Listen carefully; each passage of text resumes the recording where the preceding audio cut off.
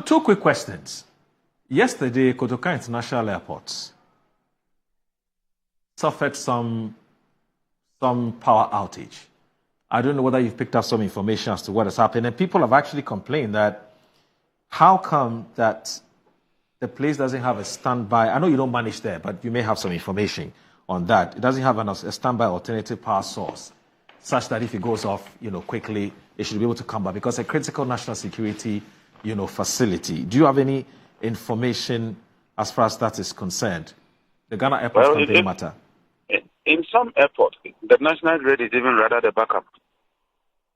They run on generator 24/7. And so I'm surprised that they don't have a generator. But my worry is even the payment of bills to us. What, they owe you institutions, they don't pay their bills. They owe. Ghana Airport Company owes you too. After the briefing I got, they were owing us. Ghana Water, for about 3 months, they are not paying for their bills. And we can't continue to supply power. I've told the president and I've written to the chief of staff that I'm pleading with them. We cannot continue like that. Look, power is no more free. Electricity is no more free. We must change our attitude. If we don't, we're going to run into serious problems. Look, the way the debt is mounting, I am very worried. And it's not just ECG's collection. ECG's collection is one. ECG ought to collect about 2.5 billion every month in order for us to stay afloat. They collect less than 1 billion. So every month there's a shortfall of over 1 billion. That shortfall, I've drilled down on the reasons. One of the reasons is tariff itself. The tariff is not cost reflective. Two, state-owned entities and agencies are not paying. Three, Collins is there. The capacity charge is not part of the tariff structure.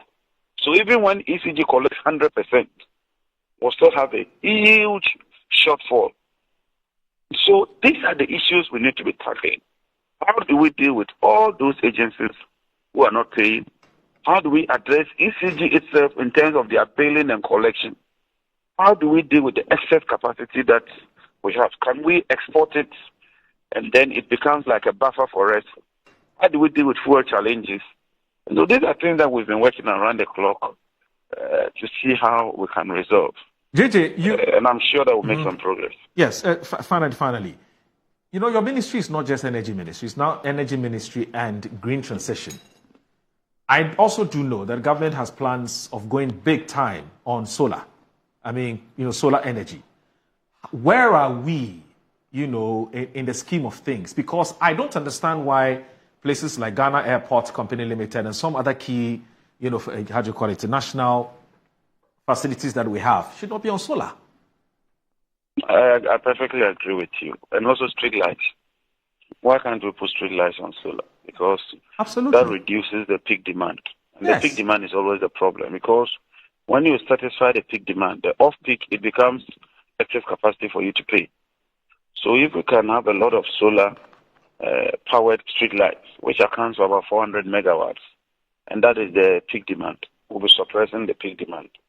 So you are right. Also, schools, clinics, we take them off the national grid and put some solar systems on them so that they don't even pay light bills again. We've developed a framework. I've sent it to Cabinet. Cabinet is approved.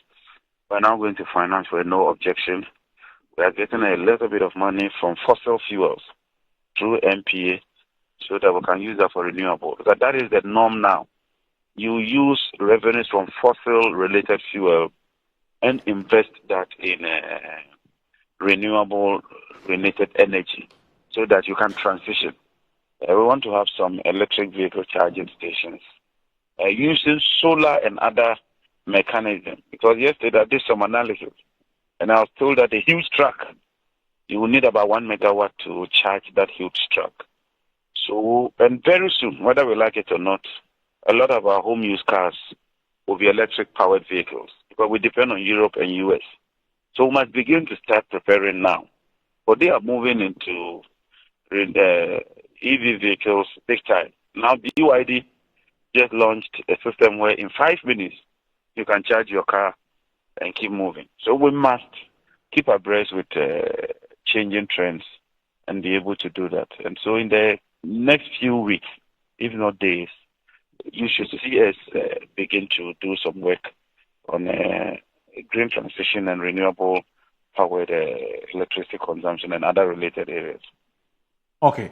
I had promised that my earlier question was the final, but I beg of you, just 30 seconds on this one. I was monitoring a program yesterday on a media station, and one of the issues that came up was the intermittent power supply in the Ashanti region. There was a guy who called into the show and was complaining that the erratic power supply hasn't improved. What information do you have per your monitoring? Well, for some months now, Ashanti region has been having some erratic power challenge.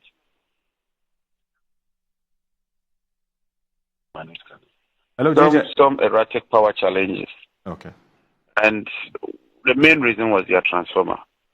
The bulk supply point had a 66 kV transformer, which had been overloaded, let me put it that way, because demand had grown. So they were having challenges. But fortunately, we've just completed changing that transformer to a 146 MVA transformer. So that's almost 3 times the capacity of the old transformer. But they were switching from the old transformer to the new transformer. And admittedly, one error or mistake or omission that I realized is that Ashanti region ECG and Gridco did not conduct very extensive public education. When you are switching, naturally, you have challenges. The good news is they've done the switching. Now we'll switch over to the new transformer. And so the power situation should improve significantly. I've asked for a status report on what we call the SAFI report so that I can determine the level of consistent supply of power.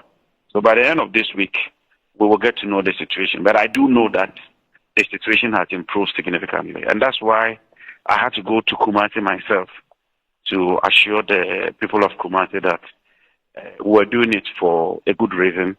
And going forward, they should see significant improvement in power delivery.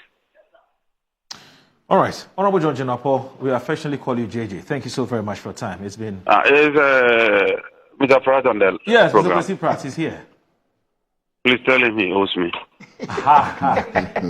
That's why between the two of you. I don't know what he owes me. Tell him that he also owes me. Oh, JJ owes me too. Hey, this owing matter. Me, I'm totally lost. You know, Uncle C says hello too. Hello back. Thank you for me. Thank you. All right. I'll do that.